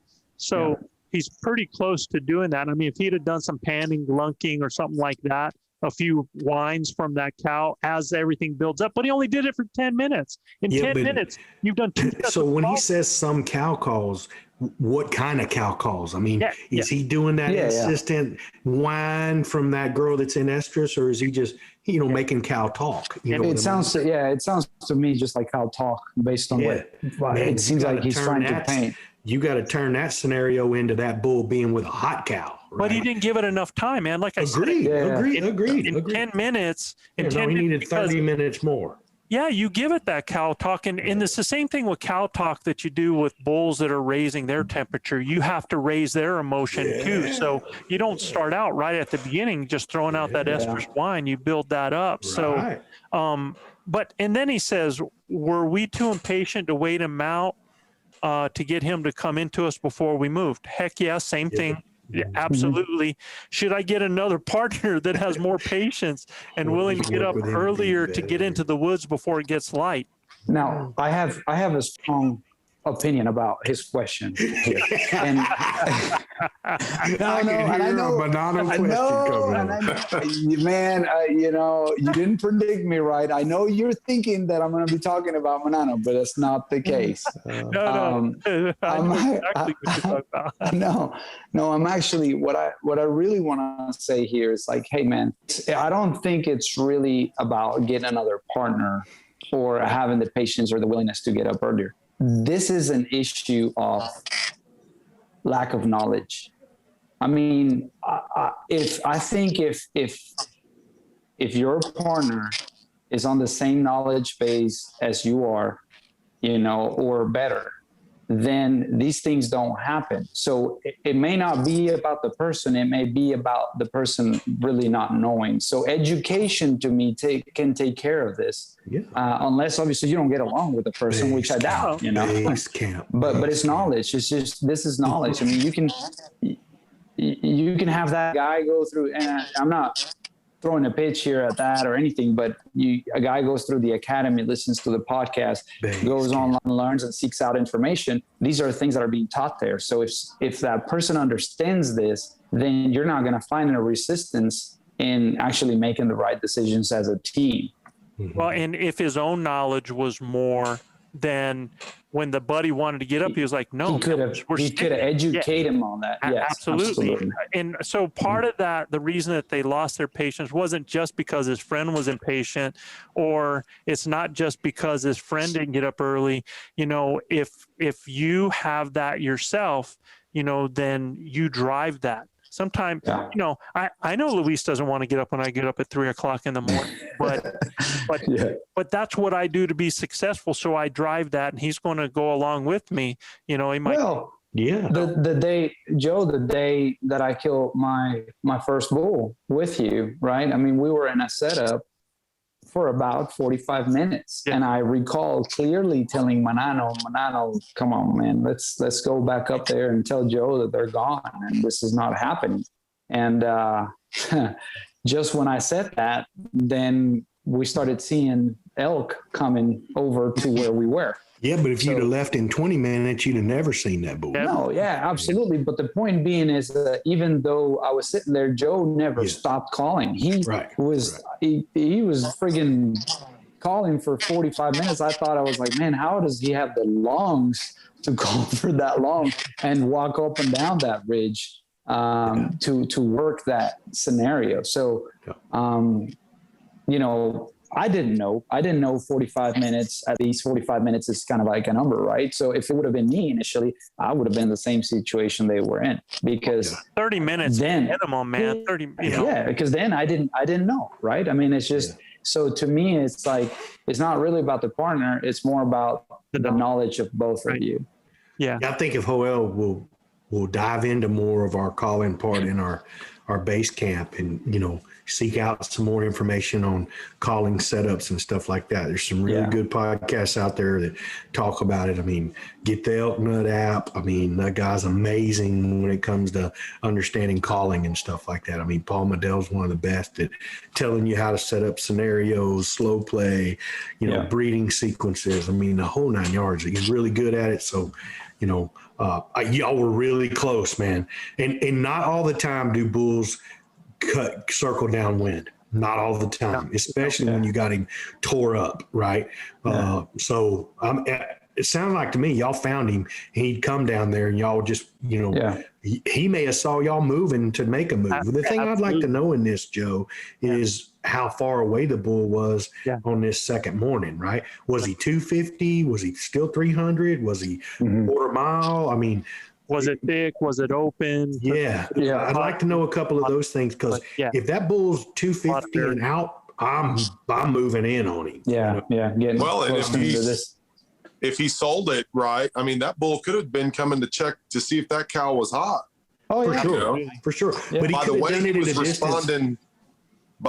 responding, the day before, just that growling, it sounded like he had cows. Yeah, 100%. He didn't have one that was hot. Right. And then you piqued his interest that next day by presenting that, and you just didn't give it that time. And that's exactly, Cole, what I was going to say is that to me, it seemed like that bull had cows. He was happy to have a couple cows with him, probably a younger, more immature bull, and he was happy to have a couple of cows. And when he was sounding off, he was just telling him, stay away. He growled out, hey, you just stay away.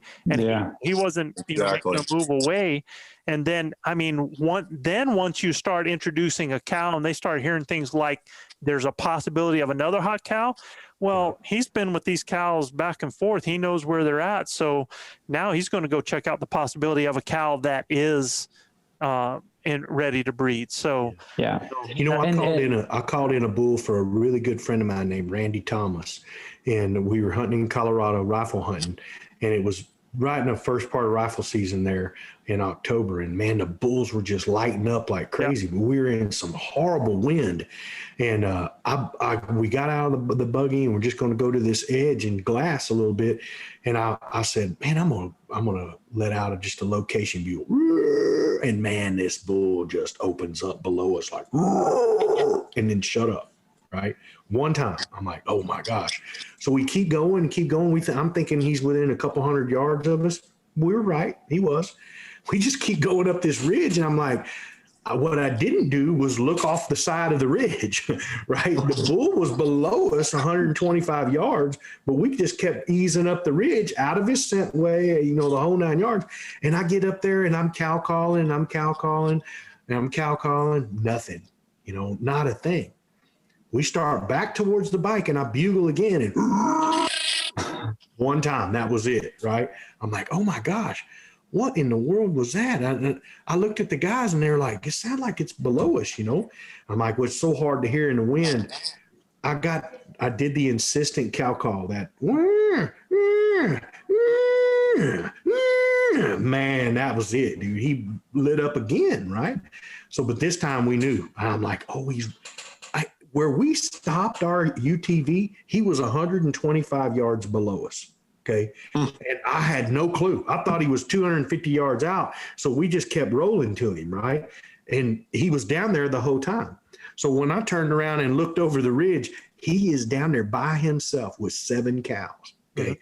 He don't want to talk because none of his cows are in heat. Okay.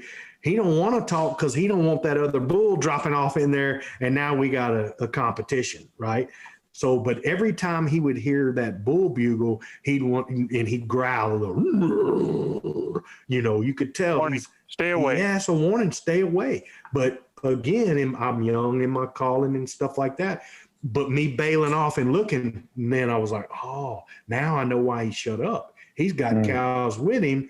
He didn't want to challenge anything. He wanted to keep his cows to himself. Yeah, why? Yeah, he's not gonna challenge. And and he's not worked up that much because he doesn't have a cow in heat. He doesn't have bulls circling around him that are aggravating him out there. That's going to cause him to have to, demonstrate. He doesn't have any other bulls trying to pull his ladies away from him. There's no formula in there that's forcing him to have to tell those cows that he's the man. So, and they're in open area. They're not in thick timber. So he doesn't have to be advertising his place, his position.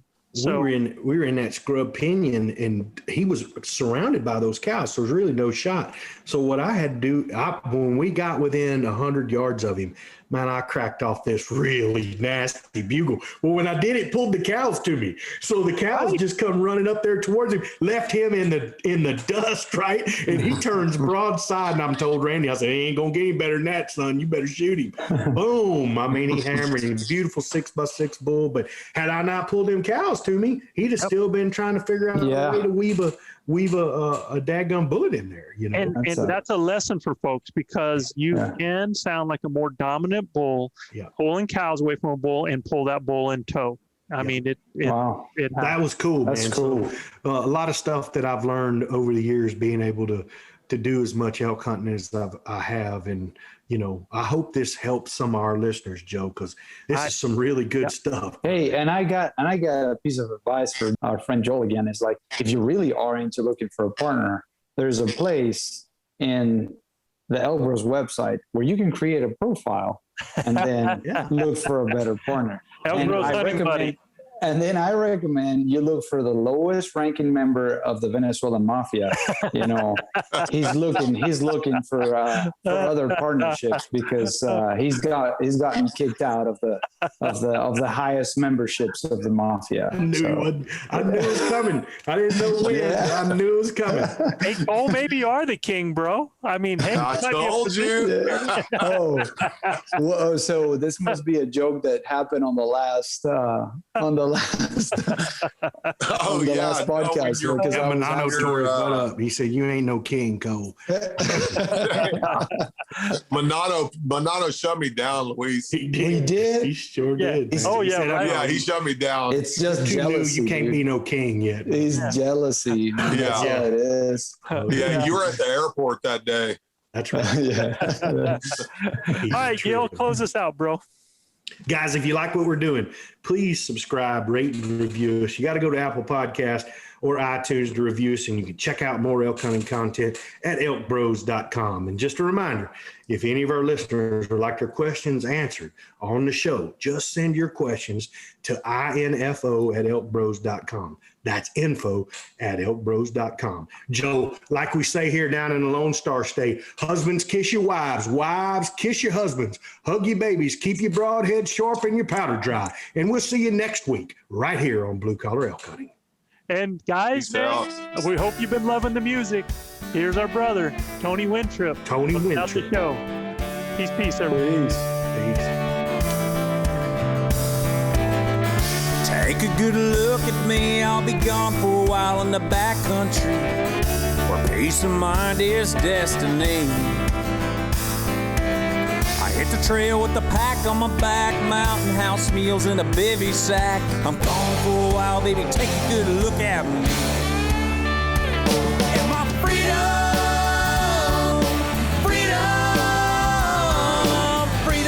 in the woodlands, wild and free. My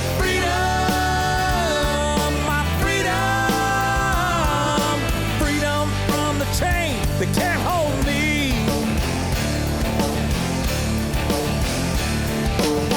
Kissed the girls on my cheek goodbye. I made one laugh and I made one cry. I'll be missing you and you'll be missing me.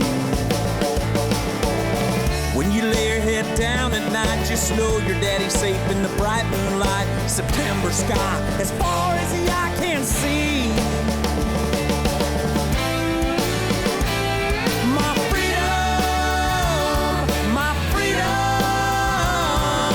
Freedom from the boss man that don't like me. My freedom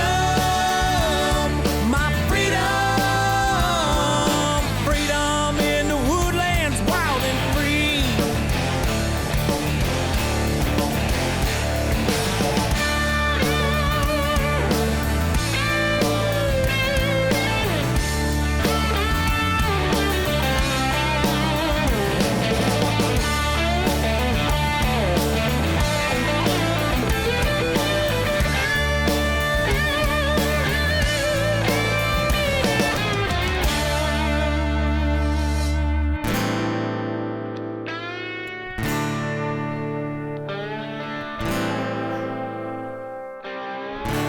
I can see the mountaintop with the highest peak and no backdrop. It's a long way up from here and a long way down.